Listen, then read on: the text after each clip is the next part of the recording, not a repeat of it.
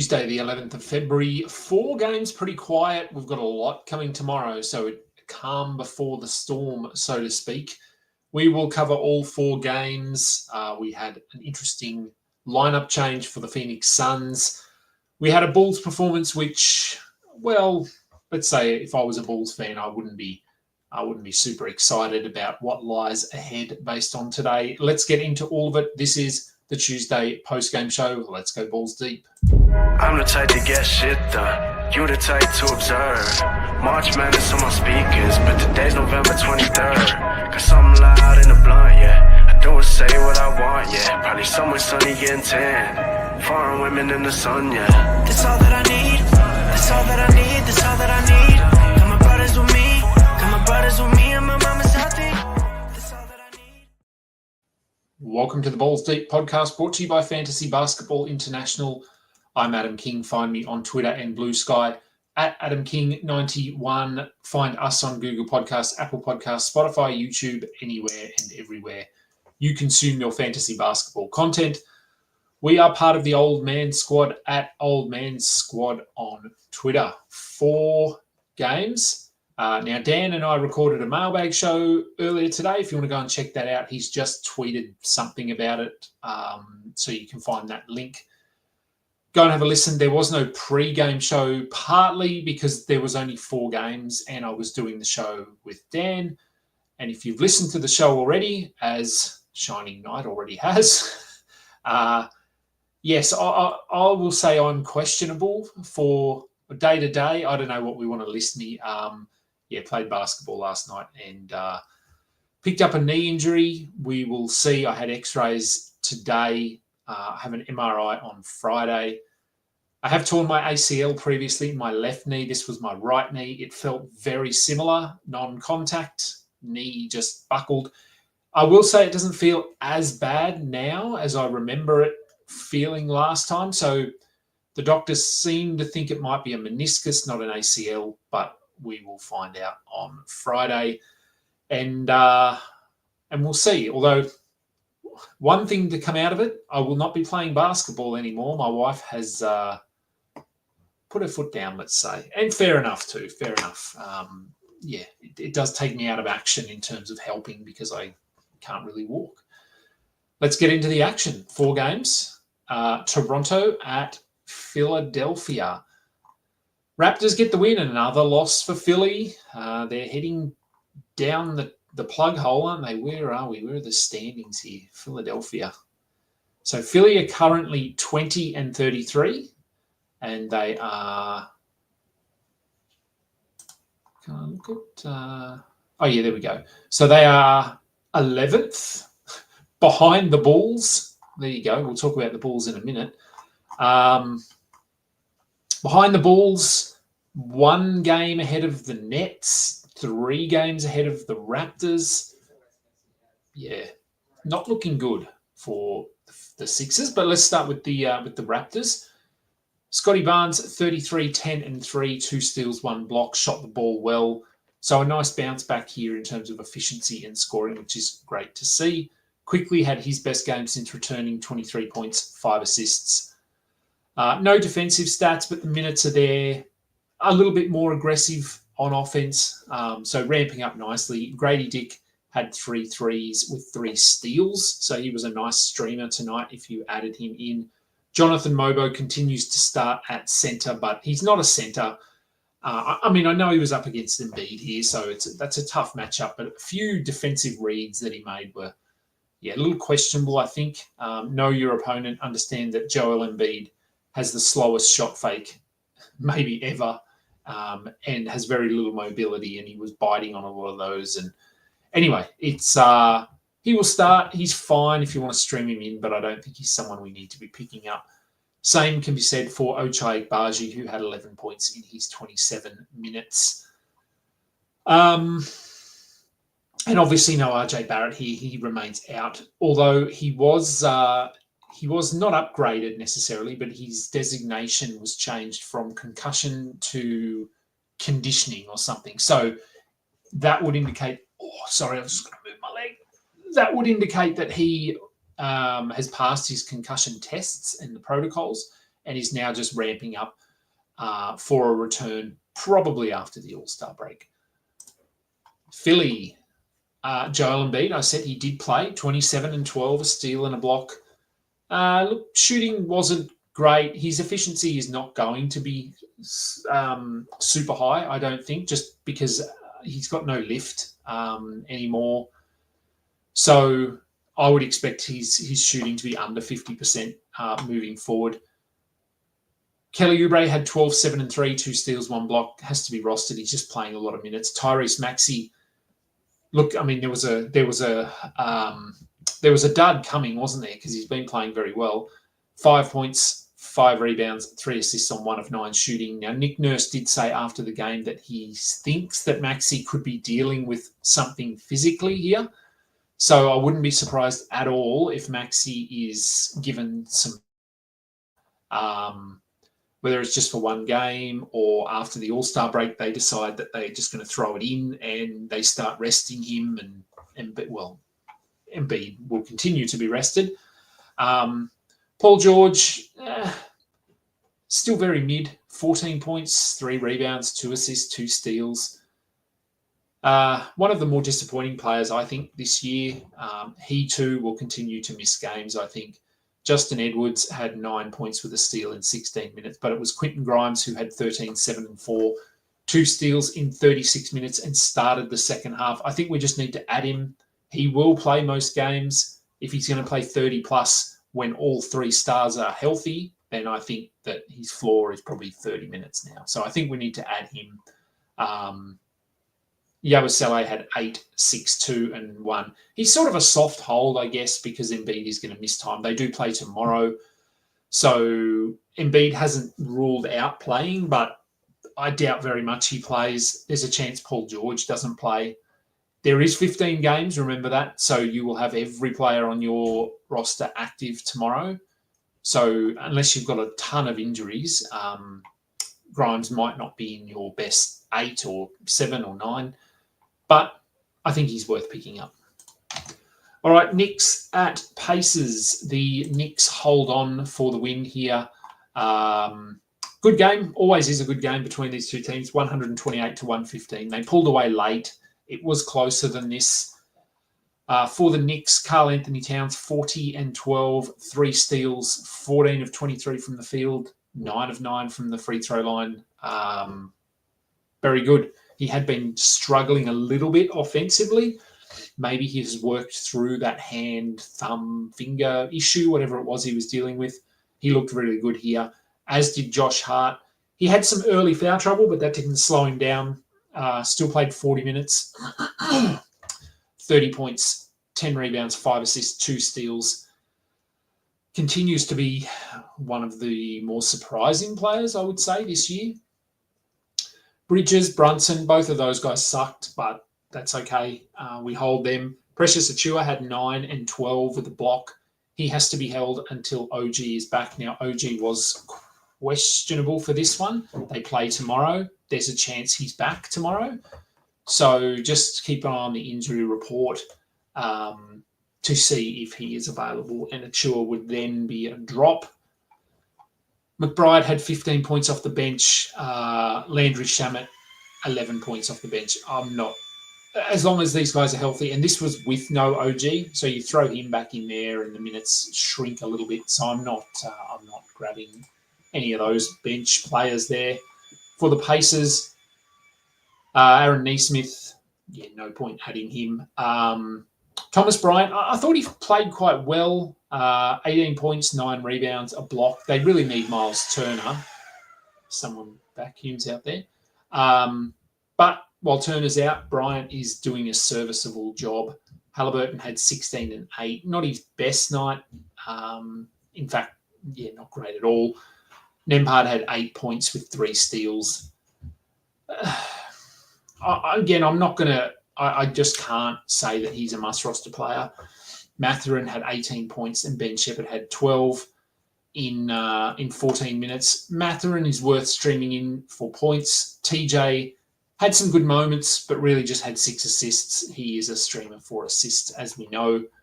And Obi Toppin, likewise, I guess you could stream him. but I wouldn't. All right, Detroit at Chicago. 132-92, the Pistons get the win. Now, it was not this close. If you were watching this game or keeping an eye on it, the Bulls scored 29 points in the first half. It was 77, 72, something. Anyway, they were up by almost 50 points at halftime. It was pretty embarrassing. So I'm actually not taking much away from this performance at all. I thought Asar Thompson looked really good.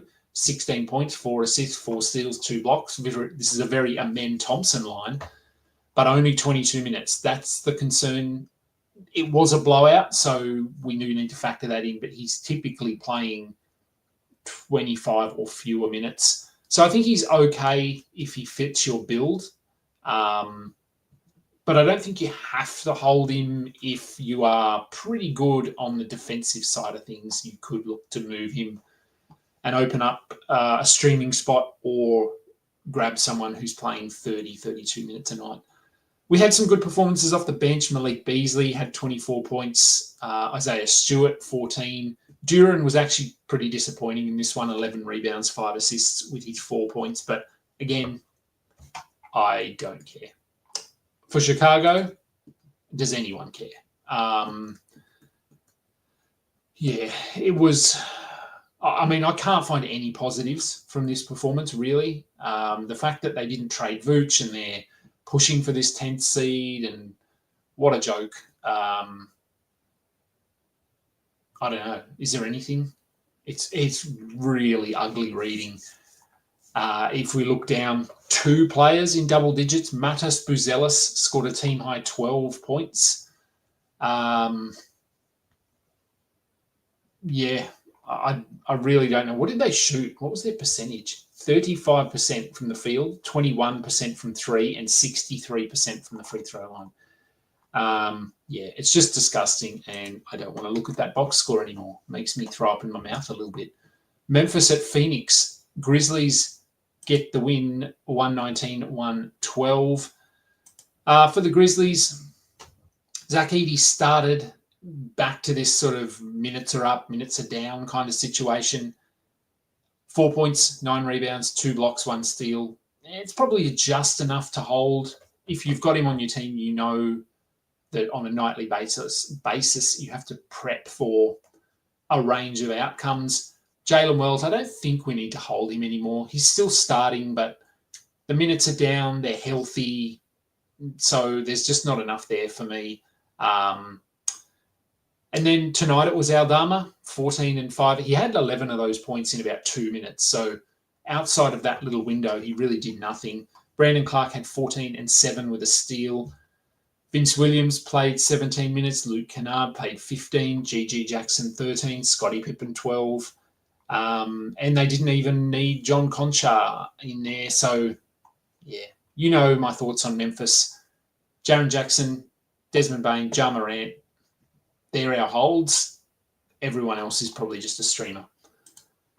For Phoenix, Kevin Durant passed 30,000 points. Not a fantasy topic, obviously, but still very impressive.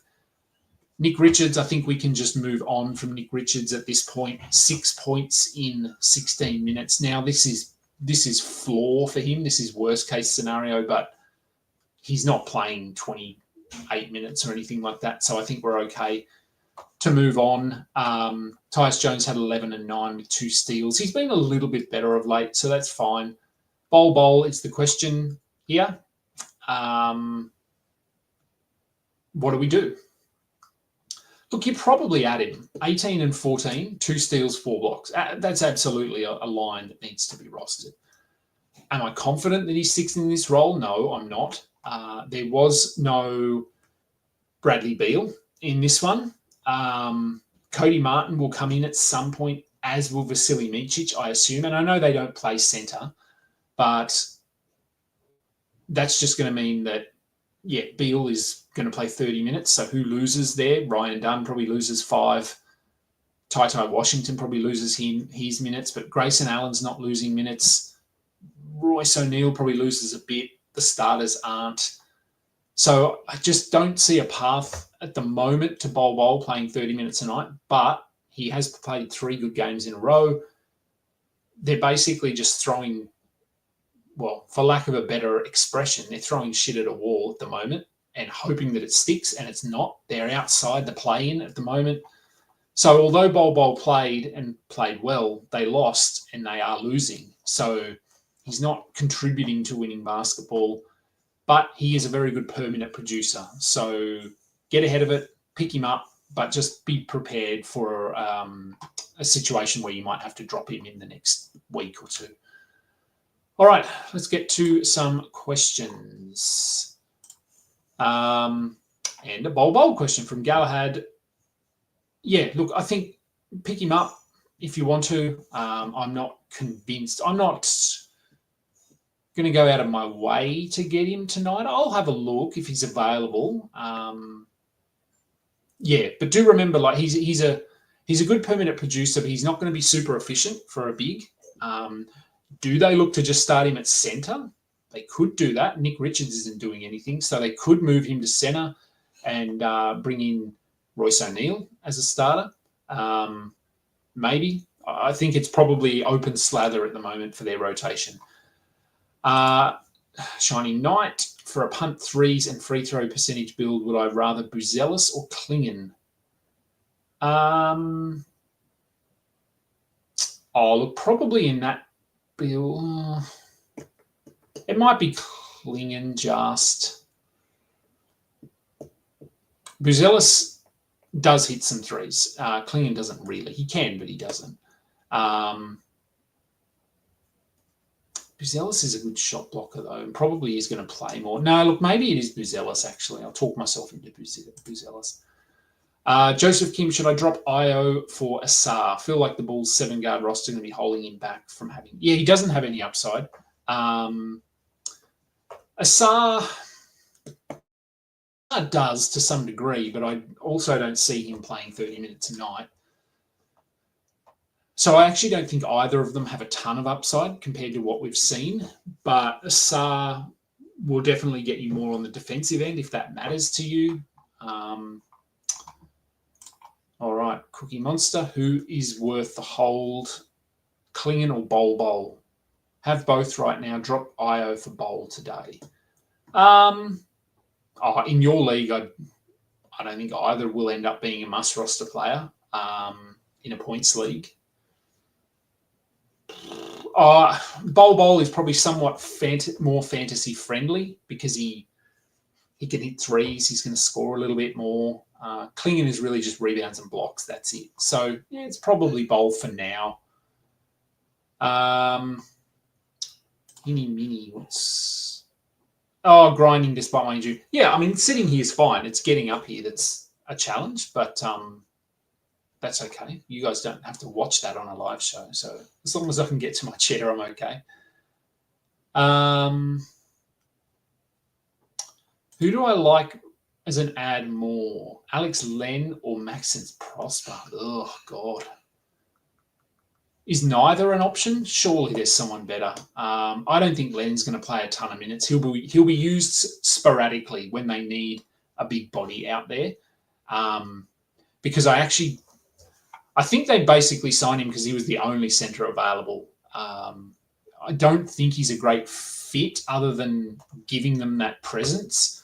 But in terms of the game they want to play, which is up-tempo, rim running, spreading the floor, no, I know Len can spread the floor, but Jackson Hayes, I think, is a better fit for that. So it's probably Maxence Prosper just because the Mavericks literally have no other centres. PJ Washington's questionable for tomorrow. He will play a lot of centre, but they're going to need someone in there to play backup, I think. Do they go with Najee Marshall? Maybe. I don't know. I'd probably go Maxence Prosper, but neither are very appealing. Looks like my care team is better than the Hornets. Well, I'm my own care team. I've done this before. And, well, yeah, I'm only reporting to you guys. So, the Vespa didn't take my knee out. I may not be able to drive here for weeks. I'm hoping that's not the case. Yes, I can be on a minutes restriction. That's fine. Take little contact. What else have we got? Aditya. Should I drop Goga to pick up Grimes or Matkovic? Other drop candidates are Yabusele, Nick Smith, Aaron Wiggins. All right, I wouldn't drop Nick Smith. Aaron Wiggins, I think, will be a drop at some point, but probably hold him. He's playing very well at the moment.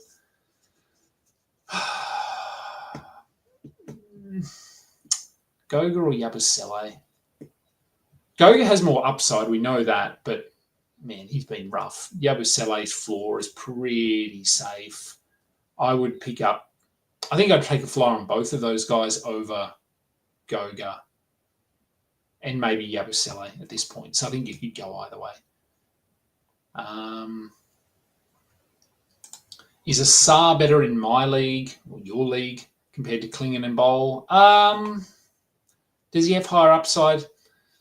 Not really, because he doesn't play, as you've said, as I said, he doesn't play more than about 24 minutes a night. I don't think Klingon will play a lot more than that either. Bol might. I mean, he played 30 tonight. So probably of the three, Bol, I guess, has the highest upside just because at the moment, he's got a path to minutes. Asar has looked better of late. So I'd probably, I don't know what order I'd go in. Again, in your league, I don't think any of them are going to end up being top 50 players or anything like that. So many random pickups for Hinny Mini. Drop one of these for Bol. Nemhard, Christie, Hayes, Pods, Keon, Klingon, Middleton. Nemhard, yep. Christie, no. Hayes, no. Pods, no. Keon, no. Klingon, yeah, maybe. Middleton, not Middleton. I don't know. Oh, look, yeah, well, Nemhard, yes. I would drop Nemhard for Bol. So there's one. You only need one. Do I see Mo Gay becoming a standard league ad? I could if they're going to play in minutes, and you're right, they do have some injuries at the moment to Nance and Vit Krejci. He is still on a G League contract, so they have to monitor the games played and that sort of thing. But he's been very intriguing, so I'm probably not adding him yet, but I'm definitely keeping an eye on him.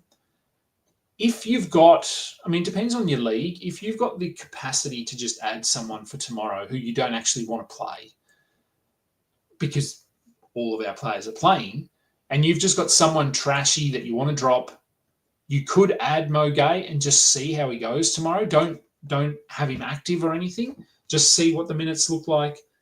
And then you could go, okay, well, now I'm going to hold him, or no, I'll just drop him and pick someone else up. But again, depends on your league settings and whether you have some flexibility to do that. Who do I bench for tomorrow? This is going to be a question for everyone. Who do we bench tomorrow? Mikhail, Bilal, Grayson, Tari, Pods in a points league.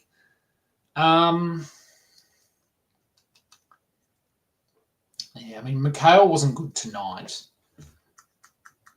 Bilal's been fine. Maybe Grayson.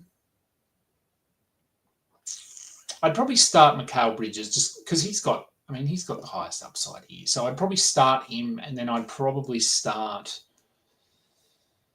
maybe Pajemski in a points league. Tari Eason hasn't been great. Bilal's a bit hit or miss. Pajemski's playing 30 minutes. He's doing stuff. So I'd probably go Mikhail and then either Bilal or Pajemski. All right, there's an Aussie question. I'll get to that in a minute. Okay, Ison. Going off the last question, points leagues, do we drop Jackson Hayes? He's pretty borderline, I think, in a points league. If you want to hold him, but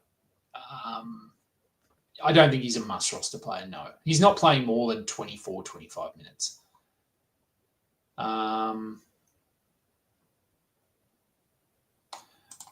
Chad thinks we are underestimating Len. Maybe we are. I've seen years of Len, and he's had some interesting performances throughout his career, but there's a reason that he's been out of the rotation for a lot of teams. Superior to Hayes, probably in some in some ways, yes. As I said, I'm just not sure about the fit. But, yeah, look, I mean, they've brought him in.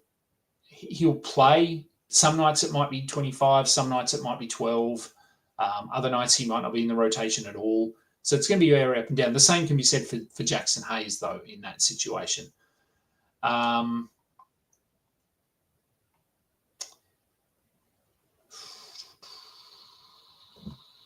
Thing is, we never thought Trey Murphy or Amen would be this good. I thought Trey would. I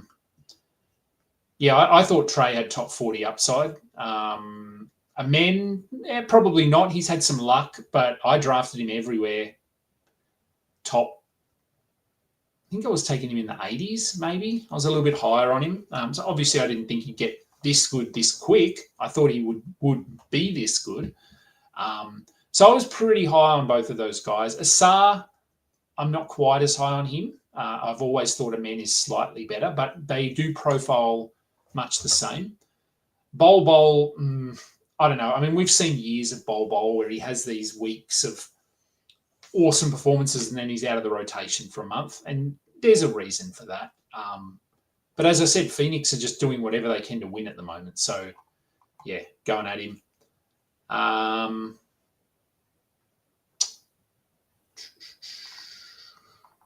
Does Beal affect Bol Bol? I think he does, yes.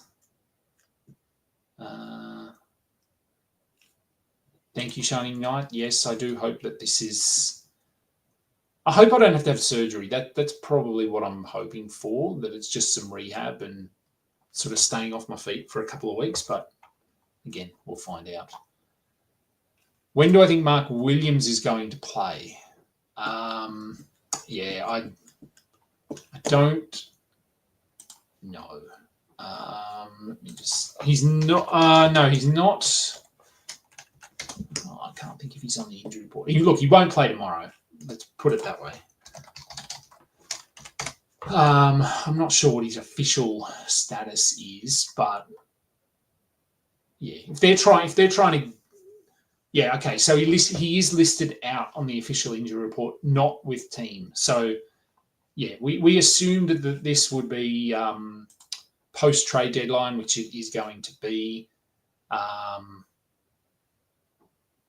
I hope it's after the trade deadline. I hope that by what have we got, a week, bit over a week until games, well, after tomorrow games start.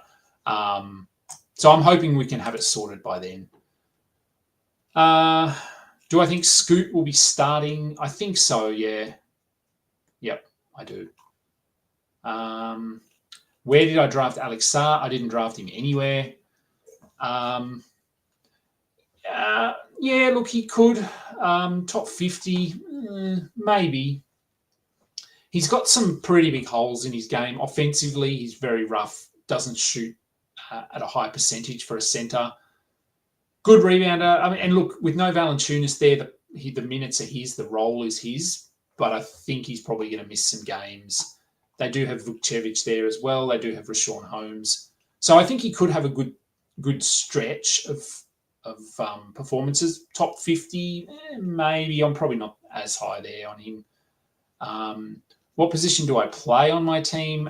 Centre, power forward centre. Depends who I'm on the court with. Is Nurk a buyout candidate? Look, maybe there was video footage of him today shooting around, getting shots up in a Charlotte uniform, so I don't know what that means.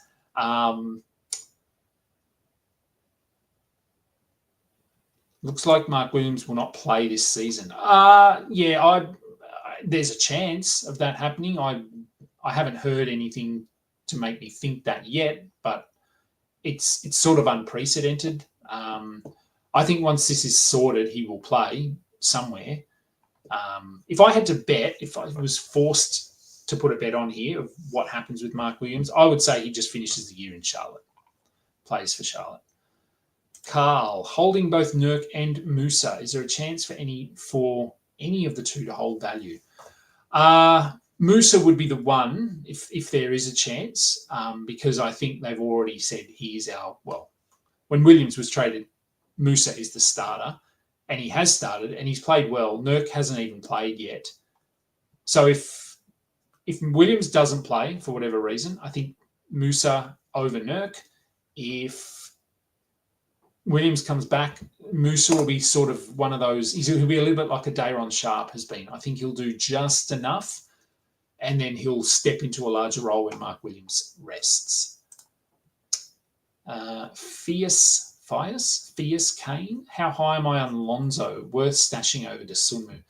I don't know. I've actually soured on Lonzo a little bit. I know he's been a very good sort of like a feel-good story this year. But unless you need steals, I actually don't think that there's a ton of upside. Threes, I guess, but they're easy to stream. The assists, they're running like such a guard-heavy lineup that he's just not in a position to get you 7 or 8 assists. He's not a high-volume scorer. His efficiency is not good. And free throws are sort of average. So if I had to pick between the two of those, I don't know. I might go to Sunmu slightly, but I think they're both like top 100. So I don't think either are must roster. They're close to, but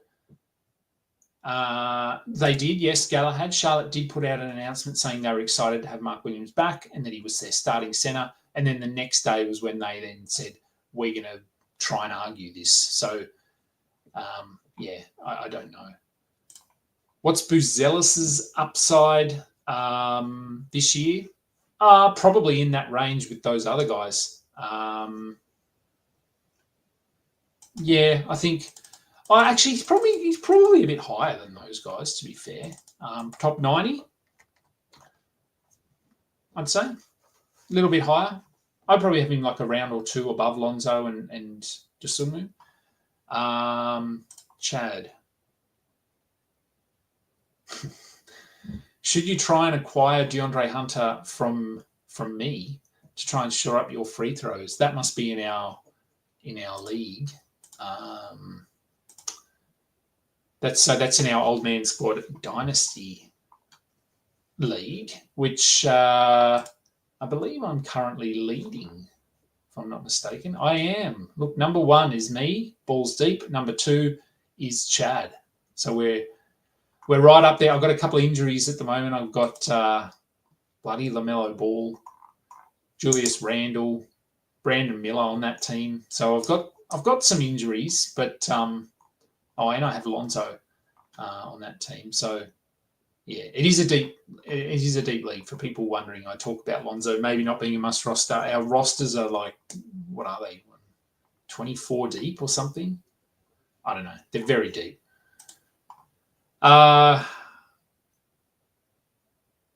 Scoot or Bilal in a points league? Scoot, I think there.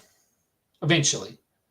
How many points could I have scored for the Bulls tonight? I'd like to think I could get on the board maybe. If I shoot enough threes, I'm going to hit one. They were bad. They could have rolled out Michael Jordan. He probably would have scored 30.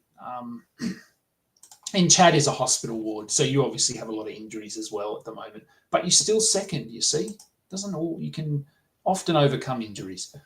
All right, I'm going to get out of here. I'm going to slowly make my way back down to the kitchen and sit down. Hang on, we've got one. Let's just do this question quickly from Ison. Hard to predict these things, but what do I think goes on in New Orleans? You have Zion on your team. Don't know if I should try and trade him before the playoffs. Yeah, I think you could. I don't know what they're going to do. It would make sense that they just pack it in and get a bottom 3 seed to try and get that number 1 pick. Please get it so that Cooper Flag doesn't have to go to Washington or Utah. Probably going to go to one of those teams. Yes, so I think you could look to trade him. If you can get a top 40 player back, I'd probably do that. Would the Jazz sign me to a 10-day deal just to rest me? Well, the money would be nice. I don't know what you get paid for a 10-day contract, but I'm sure it's more money than I get to do this, which is nothing. And And one more from Loandes. Start Kobe White or Keontae George. Oh, Kobe White was terrible today. I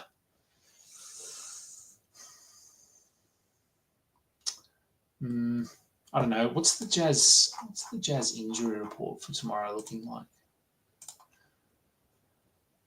And who do they play? Let's have a look. Man, that pregame show is going to be big tomorrow. Chicago play Detroit again. Okay. That'll be interesting.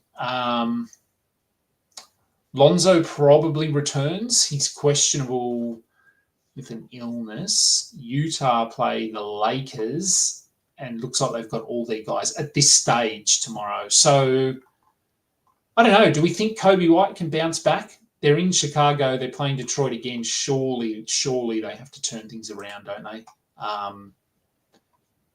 Yeah, I might go Kobe. Best Australian fast food chain. Australian fast food chain. Gee, we probably don't have a ton here that you can't get elsewhere. Here where I live, my favourite is Kingsley's Chicken. So, but it's a food chain that's only where I live. It's only in the sort of within half an hour of me. You can't get it anywhere else in Australia. So I'll go with Kingsley's Chicken. There's a shout out. Oh, there was an Aussie question up here somewhere. Some of my favourite dishes in Australian cuisine. Australian. Well, I do. I like a pie. I like a meat pie. I like a schnitty. So whenever I go out for dinner, usually I get a chicken schnitzel. I usually rate a restaurant or a bistro or food place by how good their schnitty is. So I do like a schnitty. What else do I like that's Australian food? I don't know, actually.